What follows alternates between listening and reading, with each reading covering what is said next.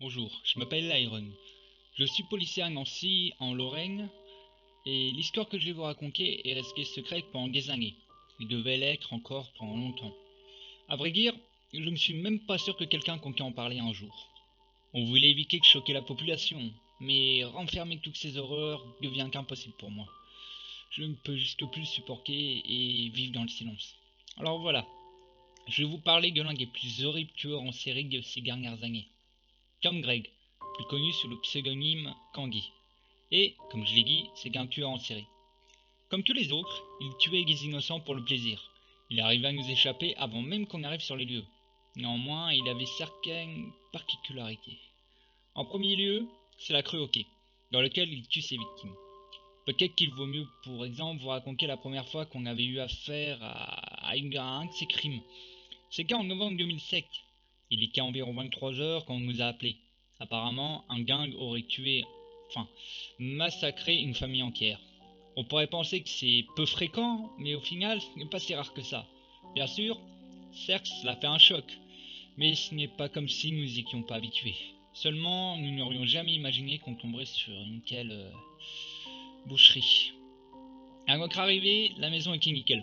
Aucun meuble n'avait été cassé ou même déplacé. Non, tout était parfait. On avait pensé au départ que le tueur avait tout simplement remis en place. Mais après analyse, non, ce dernier n'avait rien touché. Pourquoi ça m'étonne? Parce que ce mec aurait bien pu être soigneux, jamais il n'aurait tué des personnes comme il l'a fait. La famille était composée d'un père et d'une mère, de leur fille âgée de 16 ans et de deux jumeaux nés il y a à peine quelques semaines. Autant je vous passerai la mort de la fille et du père, même si elles sont toutes les deux aussi horribles que celles que je vais vous raconter. Pour info, la fille avait des aimants dans ses orbites qui remplaçaient les deux œufs précédents. Je vais vous raconter la plus traumatisante et la plus sordide que j'ai pu voir. Celle de la mère et des jumeaux. La mère était éventrée, couchée par terre. Et les jumeaux, dans son ventre, les deux ayant les jambes et leurs bras arrachés et posés en trophée sur la commode. Je suis conscient qu'on a été formé et que ces choses ne devraient même plus me toucher. Mais merde quoi, ce malade avait tué ses enfants de manière si... Je peux même pas dire un mot sur cet acte tellement il est horrible. Comment c'est possible? C'est inhumain de faire ça. Mis à part ça, on n'a rien trouvé qui pourrait nous aider à retrouver ce malade en tout cas. Si, une seule chose. Sur le mur du salon, il y avait écrit en rouge avec le sang d'une des victimes. Un mot simple. Candy. Je suis pas bilingue, mais ça veut pas dire bonbon ou un truc du genre? De toute façon, on n'en savait pas plus. Au final, j'ai juste pensé que ce type, pire malade qu'il soit, était qu'un pro. Il nous avait donné aucune info et comme j'avais dit, il était extrêmement soigneux. Bref, on ne pouvait rien faire.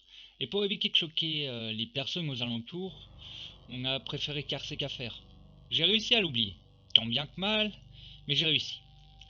Mais l'idée de savoir que ce fou craignait encore librement et qu'il pouvait agir à tout instant me terrifiait. J'y pensais chaque nuit, j'en faisais des cauchemars.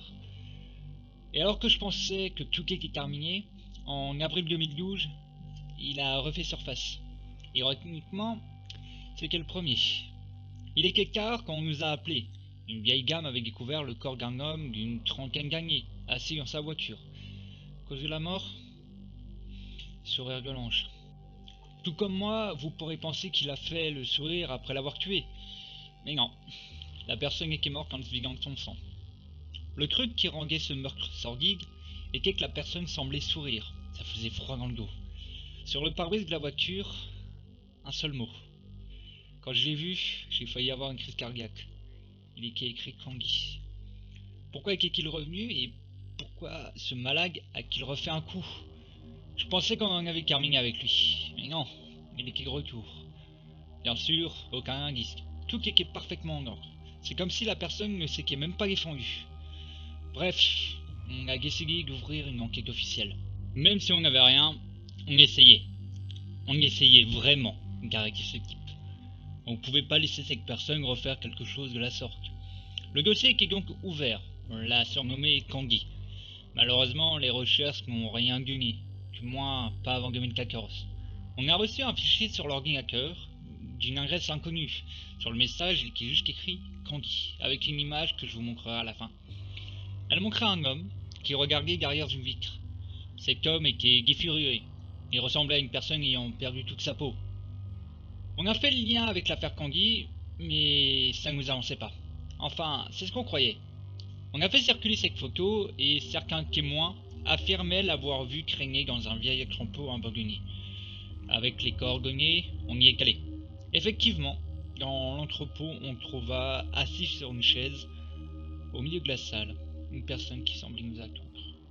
En allumant les lumières, on vit que sur les murs de la pièce, il était écrit Candy un peu partout. Toujours avec du sang. Mais on ne savait pas s'il s'agit du sang d'une de ses victimes. On l'embarqua. Il nous donna de précieuses informations.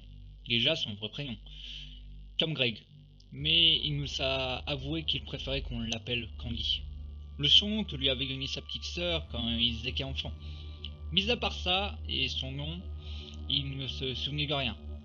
On a découvert qu'après que les Candy qui étaient écrits sur les murs de l'entrepôt venaient de son propre sang. D'après lui, c'est la seule chose qui compte pour lui. Il semblait avoir une véritable obsession pour ce nom. Ensuite, on lui parlait de la photo. On lui a demandé pourquoi il nous avait donné ça et qui avait pris la photo. Il nous a répondu que c'était sa petite sœur qui lui avait dit de faire ça et que c'était cette dernière qui l'avait photographié. Mais quand on lui a demandé si on pouvait voir sa sœur, il nous a répondu tout simplement « Qui sait ?» Avant de reprendre, elle est morte quand elle avait 8 ans. Après quelques questions, il fut défini comme fou.